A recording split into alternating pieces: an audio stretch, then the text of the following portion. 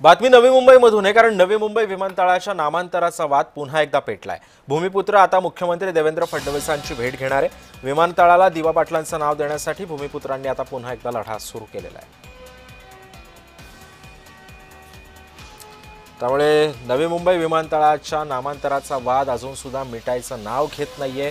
अजून सुद्धा या विमानतळाला दिवा पाटलांचं नाव मिळणार का हे सुद्धा पाहणं आता महत्त्वाचं ठरणार आहे। गेल्या काही दिवसांपूर्वीच दिवा पाटील यांच्या नावाचा वाद पुन्हा एकदा उफाळून आलेला होता।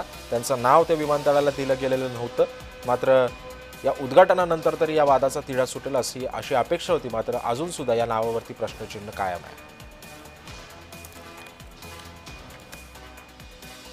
आमचं म्हणणं आहे ते फॉर्मॅट काय आहे, काय किंवा कसं, त्याबाबत काय विचार झाला किंवा नाही, त्यासाठी उद्या आम्ही कॅबिनेटचा आहे त्या ठिकाणी वनमंत्री गणेश नाईक यांची भेट घेऊन एकदा फक्त मुख्यमंत्र्यांबरोबर परत भेट घ्यायची आहे।